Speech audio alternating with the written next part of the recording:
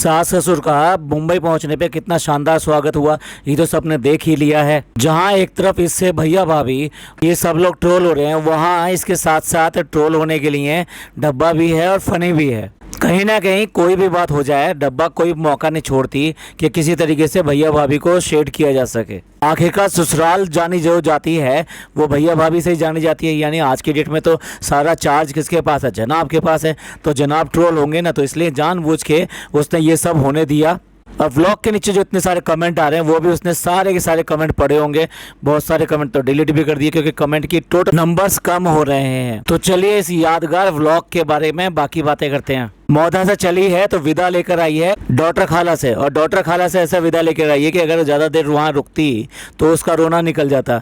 भाई जब ये हर बार फनी यहाँ से जाता है अपने माँ बाप और इन सब को छोड़कर, तो तब इसको कैसा लगता होगा वो बात दूसरी है कि अब इसको कोई चीज़ों की परवाह ही नहीं रहेगी। मुझे तो ऐसा लगता है कि इच्छा ही खत्म हो गई है कि उसको अब ये इच्छा हो कि मौधा में रुकना है या मौधा में रहना है या मौधा से कोई प्यार है या फिर अपने माँ बाप को छोड़ के जा रहा है। ये शायद ये चीज़ें उसके अंदर से ख़त्म हो गई हैं। लेकिन इसे डॉटर खाला का एहसास हो सकता है, तो इसे ये वाला एहसास क्यों नहीं होता है? जब मुंबई से चलती है जब तो बड़ा रोध होके चलती है क्योंकि वो इसका घर है, वो माँ है, लेकिन यहाँ कोई नहीं है क्या?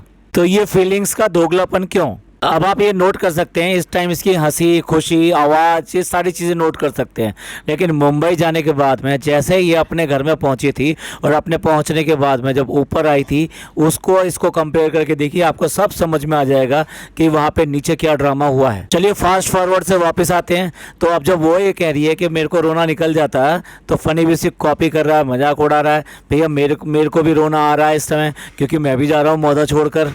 पर भाई ये ड्रामा करने की ज़रूरत नहीं है क्योंकि आज तक ऐसा तो कभी हुआ ही नहीं कि तुम यहाँ से गए हो और यहाँ से रोके गए हो। वो बात दूसरी कि रुला के ज़रूर गए हो अपनी मम्मी को, अपने पापा को, इनको रुला के ज़रूर गए, लेकिन ऐसा कभी नहीं हुआ कि हमने ये देखा हो कि यहाँ से जाते समय तुम्हें रोना आया हो। इतना इमोशनल होने का ड्रामा करना तो बंद ही करो। ना ये तुम पर अच्छा लगता है ना ही तुम पर सूट होता है। और ये देखिए जो इनसे मिलने आए थे, यानी कि जो अपना यूट्यूब चैनल के लिए बात करने के लिए आए थे इनके पास में, वो कितने अच्छे हैंडमेड इसके लिए पोस्टर बनाकर लेकर आए हैं। भाई लोगों की फीलिंग के लिए तो भाई क्या कहें, लोग इसको इतना ज़्यादा करते हैं, लेकिन ये असल में अगर जान लें कि ज़िंदगी में ये असल में कैसी है तो शायद कभी ना करें।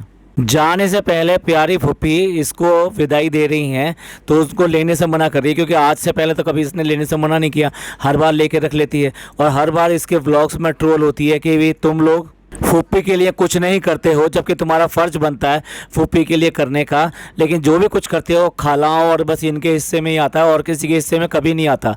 क्या वो रिलेशन नहीं है क्या? तो इसलिए बहुत ज़्यादा ट्रोल होती है। तो आज वहाँ पे व्लॉग में ड्रामा करके दिखा रही है कि नहीं मेरे को नहीं लेना, मेरे को नहीं लेना। ये बात जाके अपनी अम्मी को समझाओ ना कि जिनका फ़र्ज़ बनता है, सबसे पहला फ़र्ज़ जब तक वो अम्मी ज़िंदा हैं उनका फ़र्ज़ बनता है कि अपनी ननद का पूरा इज्जत करें और एहतराम के साथ में उनके जो भी अरकान होते हैं वो सब पूरे करें, चाहे वो त्योहारों के हों, चाहे ईदी के हों या बाकी चीज़ों के लिए हों। देखिए इस्लाम में भी कहा गया है और हमारी इंडियन कल्चर में भी है कि लड़कियां जो होती हैं उनको सबसे ऊपर रखा जाता है और उनको लिए दिए का कभी हिसाब नहीं किया जाता। ऐसा कहते हैं कि इन लड़कियों के भागों से ही आपके घर में जो भी आमदनी है, पैसा है, ये सब चीज़ें आती हैं। तो इसलिए इनको देने से कभी ये चीज़ें कम नहीं होती हैं, बल्कि ऊपर वाला जो है इसको बढ़ाता ही है। अब देखिए स्टेशन जाना है तो लोग हो गए ज़्यादा क्योंकि इनकी अपनी फैमिली के लोग हो गए और एक फैमिली बन जाती है फ़नी की, यानी फ़नी के दोस्तों की। तो इसलिए लोग हो गए ज़्यादा, तो अब वो जाना चाहता है कि वे फ़नी अपने दोस्तों की गाड़ी में बैठ के जाना चाहता है और ये फैमिली वाले सारे दूसरी गाड़ी में जाएंगे जिसमें कि इनके अम्मी पापा यानी कि सास ससुर जाएंगे। तो क्लियर कट बोल रहा है कि पहले ही देखो तय हो गया है इस बात को, बाद में लड़ाई मत करना कि तुम मेरे साथ नहीं बैठी, मैं अपने दोस्तों के साथ बैठ कर जाऊँगा। ये मजाक नहीं है, ये असलियत है। ये झगड़ा करती है हर चीज़ के लिए, छोटी छोटी बातों के लिए झगड़ा करती है। अब बताइए वो व्लॉग में उसको कहना पड़ रहा है इस बात के लिए कि भी मैं जो है अपने दोस्तों के साथ बैठ कर जाऊँगा, तो बाद में बिल्कुल झगड़ा मत करना।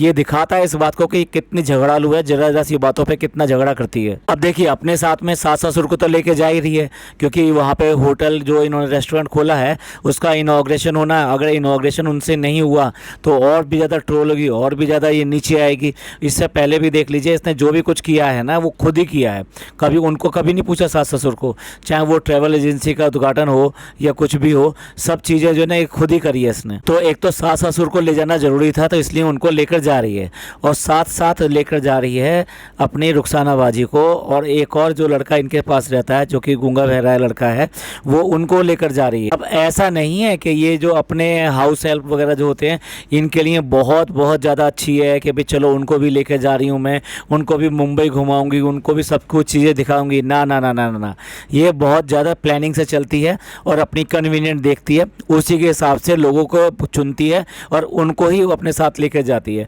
फॉर एग्ज़ाम्पल अभी वहाँ पर जो है सास ससुर रहेंगे, इतने दिन रहेंगे, तो ये पूरी तरीके से आज़ाद रहे इस बात के लिए कि क्या खाना बनना है क्या नहीं बनना है।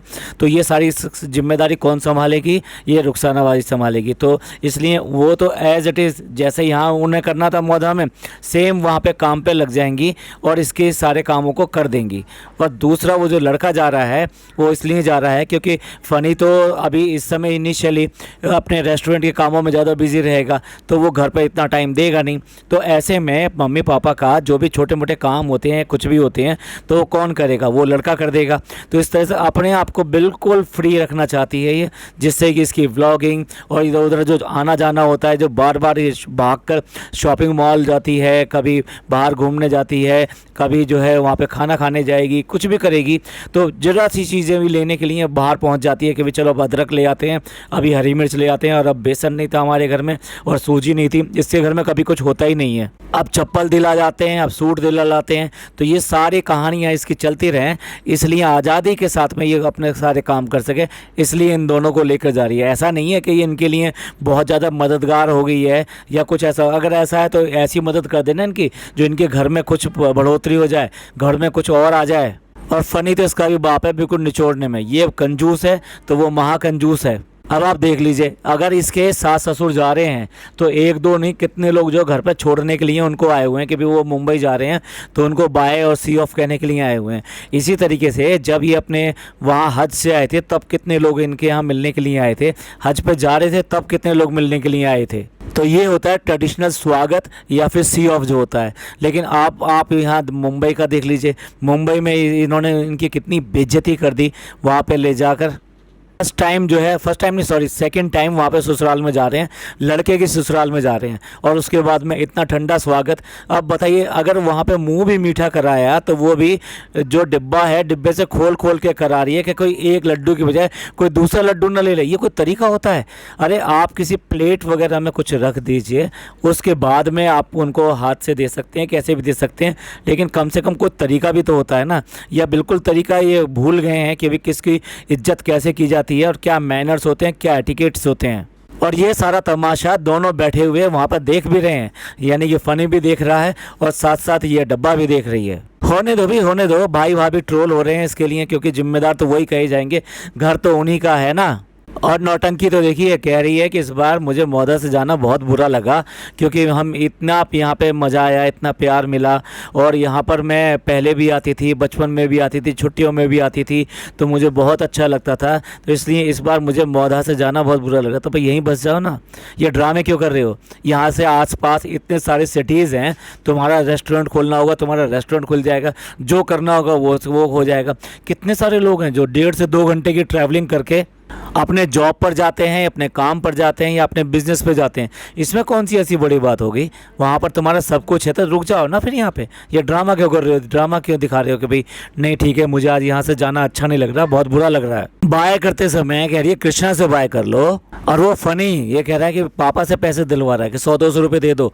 भैया वो 100-200 रुपये वाला है, वो घर में काम करने वाला है क्या? मुझसे अगर 2-4 हज़ार क्या मतलब 5,000 रुपये भी देते तब भी कोई ऐसी बड़ी बात नहीं थी, क्योंकि तुम्हारा इसने इतना काम किया, इतना काम किया है विदाउट पैसे लिए हुए, और उसके बाद में इतना मतलब अपनापन के साथ में ये किया है। तुम ये कह रहे हो कि पापा उसको 100-200 रुपये देते हैं। ये 100-200 रुपये तो नॉर्मली जो घर से ऐसे जाता है, मतलब या तो अपने काम वाला होता है या कुछ भी होता है, तो उसको भी आप दे देते हो कि भाई ठीक है, एट ए गुड जेस्चर हम उसको दे रहे हैं ये पैसा। इस आदमी की कंजूसी में कोई कमी नहीं है। वैसे इतना बड़ा दिल दिखाते हैं कि हम अपने काम वालों के साथ में ये कर रहे हैं, हमारे साथ वो कर रहे हैं, लेकिन ये यहाँ देखिए, यहाँ करने वाली बात थी, यहाँ कुछ नहीं किया। और ये वो है कि जो कुछ भी करेंगे तो यहाँ पे दिखा देंगे, बिना कैमरे के तो कुछ करेंगे भी नहीं। इसका सीधा सीधा मतलब ये है कि अब मैं क्या कहूँ, मेरे मन में अच्छी बात नहीं आ रही इसके लिए, तो मैं वो वर्ड बोलना नहीं चाहता। ये जो दोनों के दोनों हैं, दोनों में से किसी को भी इतना भी शर्म नहीं आई कि उसके लिए कुछ ऐसा कर देते, उसको अच्छा सा कुछ दे देते। और भाई अब आ गया मौका असली फ्रेंड से बिछड़ने का। बाय कैफी, और उससे वो बोल रहा है कि हाँ फ़ोन करना, और वो उसको बोल रही है कि आना भैया, आ जाओ, वहीं पे चले जाओ तुम भी। साफ दिखाई देता है। आप देख लो बाकी सबसे कैसे बात करती है और इससे कैसे बात करती है।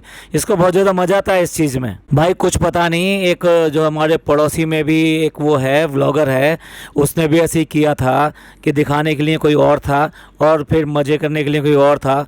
अभी क्या कह सकते हैं। और बजाय इसके कि दूसरों लोगों को शिक्षा दे और उनको मोटिवेट करे कि भाई इस एस्केलेटर के ऊपर कैसे चढ़ते हैं, वो तो खुद ही एस्केलेटर की बीमार है। आज इतनी साल के होते हुए भी, यानी 34-35 साल के होते हुए भी, और कहती है अपने आप को कि मैं BCA पढ़ी हुई हूँ।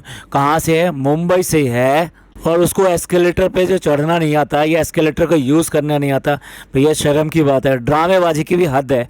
सिर्फ और सिर्फ व्लॉग में कुछ भी दिखाने के लिए कि भाई इतनी मासूम है, इसे तो कुछ पता ही नहीं है, इसे कुछ आता जाता नहीं है, तो सारी चीज़ें ऐसे करके दिखाती है। पता नहीं कैसे कह रही है कि सबसे मुश्किल वक्त आ गया है कि फ़नी को अपने दोस्तों से अलविदा कहना है। भैया तुम उसके पास जाने कहाँ देती हो? अगर वो जाता है तो फिर फ़ोन पे फ़ोन, और फिर ये कि भी क्यों चले गए, और इतना बड़ा मुंह बनाएगी, फूल कैसे गुब्बारा हो जाएगा, आंखें निकल कैसे बाहर आ जाएंगी, जैसे कितनी मोटी मोटी आंखें हों। डेफिनेटली आधा घंटा कम से कम वो इसको फिर मनाता होगा कि भाई हाँ नहीं ठीक है यार, मैं अपने दोस्तों के पास ही तो गया था, जल्दी आ गया था, मेरे को कहाँ इतना टाइम लगा है। आधे से ज़्यादा दिन का टाइम तो डेफिनेटली जो ना इसका रूठने मनाने में ही जाता होगा, क्योंकि जिस तरह का एटीट्यूड है इसका, इसे छोटी छोटी बातें ये निकालती होगी और पिंच करती होगी उसको कि तुमने ऐसा क्यों कर दिया, तुमने वैसा क्यों कर दिया। पर भाई फ़नी, ये बीमारी भी तो तुमने खुद ही अपने ऊपर मोल ली है। तुम्हें तो पैसों में, इन सब चीज़ों में ऐशो आराम चाहिए था, तो ये बीमारी तो साथ में दहेज में आई है ना, जिसे इसके व्यूअर जो ना क्यूट बीमारी कहते हैं, वो बीमारी तो तुम्हारे पास आई है ना।